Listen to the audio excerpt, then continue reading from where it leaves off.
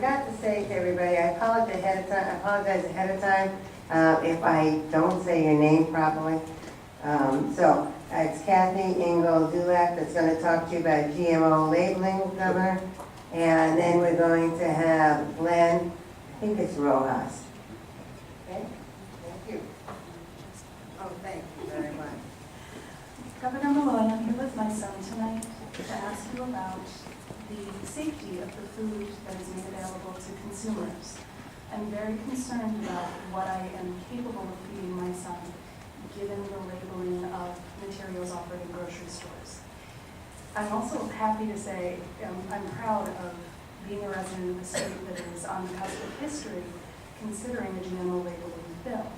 Should such legislation come across your desk, will you sign it into law? You know, I suppose it would depend on what the legislation says, because it's a tricky issue. We have agriculture in our state is about a $3.5 billion business,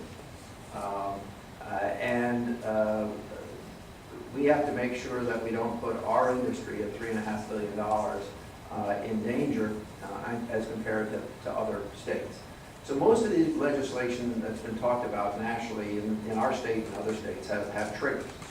They have triggers anywhere from one other state passing this to 10 states, including the state of California. If we're going to make this jump, I would prefer to make it with other states for the reason that I've just described. On top of which, I had a long discussion on this issue with the National Secretary of Agriculture just a couple of weeks ago in West Hartford. And I've asked them to give some real guidance and take some positions on a national basis to help the formulation of this policy if it's going to be formulated on a broader basis than a single state at a time. I doubt that a single state approach is going to pass the legislature. And therefore I reserve the option to examine the legislation in the context of how it would impact not only you who have a particular interest in knowing the content, but also the agricultural industry. The other point that the Secretary made, and I'll repeat to you, a lot of this is fairly well undefined.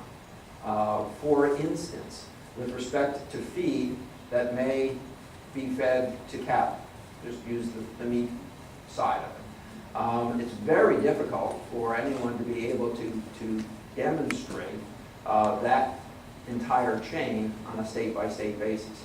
So on the meat side, there is some concern about our ability to do it on the intake side as opposed to the output side. But I have an open mind and await legislation that may or may not get to my desk. And a lot of it will depend, quite frankly, on what's in the bill, particularly the trigger. Okay? Thank you.